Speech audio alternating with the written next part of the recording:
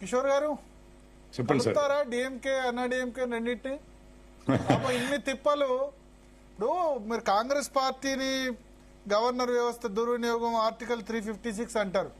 మరి మీకు కాంగ్రెస్ కు తేడా ఏముంది? ఇట్లా చేస్తే ముందుగా ఇట్లా భరత్ చేస్తే గారు మీకు కాంగ్రెస్ కు తేడా ఏముంది?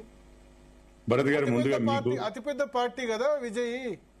ఇంకేముంది, వేరే ఆల్టర్నేటివ్ ఆయన పిలవచ్చు కదా. తర్వాత మీ గవర్నర్ ముందు కాదు కదా పరేడ్ చేయాల్సింది, శాసనసభలో నిరూపించుకోవాలి బలం. భరత్ గారు ముందుగా మీకు, అట్లాగే పాపారావు గారికి, నగేష్ గారికి, మన జీ ప్రేక్షకులందరికీ నమస్కారం. సార్, మాకు వచ్చింది ఒక్క సీటు. మీరేమో మొత్తం మీద అసలు ఆ ఒక్క సీట్ తోటే మొత్తము మేమే అధికారంలోకి రావాలని ఏదో ఆశిస్తున్నట్లుగా మీరు చెప్తున్నారు. చేశారు అట్లా కొన్ని అంతా తీసి గవర్నర్ మీద రాష్ట్రాల్లో వేశారు. కొన్ని రాష్ట్రాల్లో చేశారు అట్లా, ఒక్క సీటు 2 సీట్లతో అధికారం చేశారు. మేము ఎప్పుడు అట్లా రాలేదులేండి. ఎవరన్నా అయ్యుంటే కాదు, పన్నీర్ సెల్వం పళనిస్వామి ఇద్దరిని కలిపింది ఒక్క సీటుతోనే కదా. అప్పుడు 1-2 సీట్లే ఉన్నాయి. అప్పుడు ఉన్నాయి, ఒకటి కూడా ఉందో లేదో తెలియదు.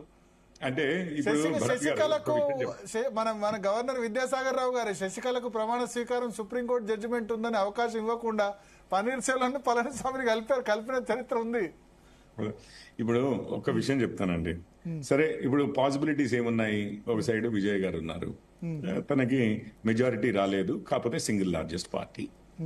సరే, రెండో సైడ్ ఏమున్నాయి? ఇప్పుడు డిఎంకే కూటమికి కాంగ్రెస్ వారికి మెజారిటీ లేదు, మెజారిటీ దగ్గరలో ఏమీ లేరు వారు కూడా. ఇటు ఏఐడిఎంకే, బీజేపీ ఈ కూటమికి మెజారిటీ దగ్గరలో లేరు. సో ఇప్పుడు ఎవరిని ఆపడానికి గవర్నర్ గారు, ఎవరిని చేయడానికి గవర్నర్ గారు ప్రయత్నిస్తున్నారని మనం అనుకోవాలి. నేను అనుకోవడం అట్లాంటిది ఏమీ లేదు. మీకు బొమ్మాయి కేసు తర్వాత చాలా కేసులు జరిగాయండి. చాలా కేసుల్లో అంతెందుకు మొన్నటికి మొన్న కూడా ఇవయ్యాయి కదా. మీకు 2006లో అనుకుంటాను రంగస్వామి కేసు అని చెప్పి ఒకటి జరిగింది కదా, అది బీహార్ది అనుకుంటా. సో అందులో బేసికలీ ఏమన్నారు, రామేశ్వర్ ప్రసాద్, సారీ రంగస్వామి అని వీళ్ళ దాంట్లో ఒకటి ఉంటారు, Rameshwar Prasad versus union of India 2006. A constitution bench held that if a party or coalition, pre or post poll, satisfies the governor of majority support, the governor cannot refuse on grounds of how the support was obtained. ఇప్పుడు governor గారు అట్లాగైతే బీజేపీని కూడా పిలవచ్చు, single పార్టీని. అంటే of course Sarkaria committee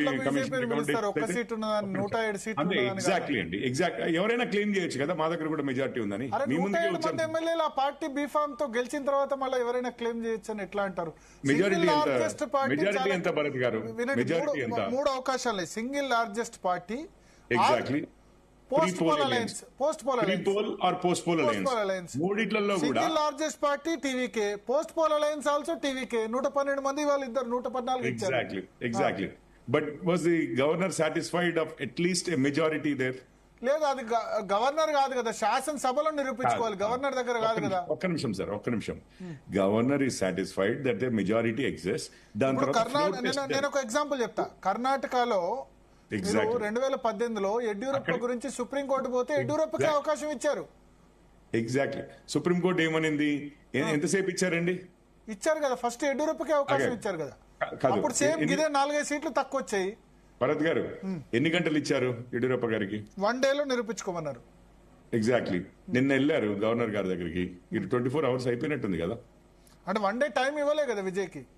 కాదు, ఇప్పుడు time ఇచ్చినట్లే. ముఖ్యమంత్రిగా ప్రమాణ స్వీకారం చేయించారు యడ్యూరప్పతో ప్రమాణ స్వీకారం చేయించి అది కోర్టులో కాంట్రవర్సీ అయింది. మీకు గోవాలో పోస్ట్ పోల్ అలయన్స్ కి ఇచ్చారు, సింగిల్ లార్జెస్ట్ పార్టీకి ఇవ్వలేదని కాంగ్రెస్ వెళ్ళింది.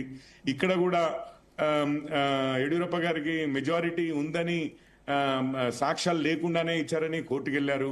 కోర్టుగా గవర్నర్ గారిది రివర్స్ చేయకుండా ఒక మాట, అది కూడా ఎందుకంటే కాన్స్టిట్యూషనల్ అథారిటీస్ మధ్యలో అట్లీస్ట్ మినిమం కర్టసీస్ కొన్ని ఉంటాయి, ఆయనని కాదనకుండా ఇమీడియట్ గా పెట్టండి 24 అవర్స్ లో అన్నారు. పెట్టారు, వీరు రిజైన్ చేశారు, అయిపోయింది కదా. సింపుల్ గా పెట్టక ముందే రిజైన్ చేశారు. సో మీకు ఆ ప్రెసిడెంట్స్ ఉన్నాయి. ఇప్పుడు ఎవరిని పడితే వారిని రాగానే ఇచ్చేసి మెజారిటీ లేదని తెలిసి మనకి ఇప్పుడు నిజంగానే ఒక రోజులో ప్రూవ్ చేసేదైతే 24 గంటల్లో, నేను ఒకటే ప్రశ్న మీకు, ఈ రోజుకి నిన్నటికి ఈ రోజుకి 24 గంటలు గడిచిపోయాయి, ఏమైనా అధిక మద్దతు ఏమైనా చూరగొన్నారా విజయ్ గారు, కూడగట్టగలిగారా?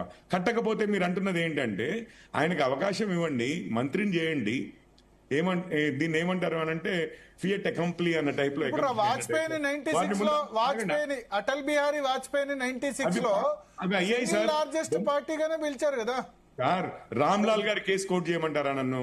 మన తెలంగాణలో 96 లో అటల్ బిహారీ వాజ్పేయి 13 రోజుల పాటు ఉన్నప్పుడు ఇదే ఈక్వేషన్ కదా, సింగిల్ లార్జెస్ట్ పార్టీగానే కదా సార్. అదే 96 తర్వాత ఎన్ని కేసులు అయ్యాయండి? పిలిచారు ఏ మద్దతు ఒక్క నిమిషం భరత్ గారు, మీరు ఇంతకుముందు బొమ్మాయి కేసు అన్నారు.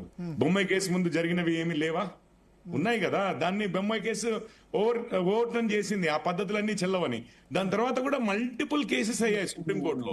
సిచ్యువేషన్ ఏ రకంగా వచ్చిందంటే ఈ రోజు గవర్నర్ గారు ఏ డిసిషన్ తీసుకున్నా ఇట్లాంటి సిచ్యువేషన్స్ లో ఇమీడియట్ గా సుప్రీంకోర్టు అర్ధగంటలో తలుపులు తెరిచి ఎవరు పిటిషనర్ వచ్చినా గానీ ఇమీడియట్ గా తీర్పిచ్చే పరిస్థితిలోనే ఉంది.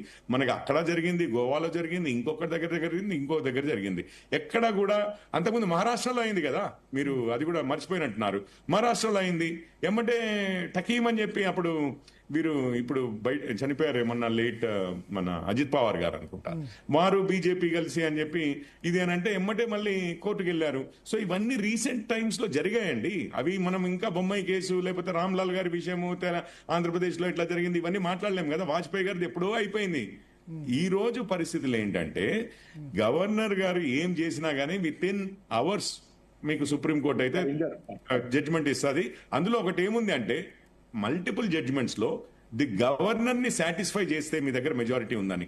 నేను గవర్నర్ గారు ఎట్లా కరెక్ట్ అని అంటున్నాను. భారతీయ జనతా పార్టీ సాటిస్ఫై చేయాలి ఇక్కడ కేంద్రంలో. లేదండి. అయ్యో, మనం అంత ఈజీగా మనము నిజంగా చెప్పాలి అని అంటే అట్లా అంటే ఇప్పటికే గవర్నర్ గారు ఇంకెవరినో పిలిచేవారు కదా. ఇంకెవరు పిలుస్తారు? ఏం అవకాశం ఉంది? డిఎంకే స్టాలిన్ కార్డు ఎత్తేసాడు, నాకు లేదు అవకాశం. అన్నా డిఎంకే వచ్చి నేను ప్రభుత్వం ఏర్పాటు చేస్తా అన్నారా? చేయలే కదా.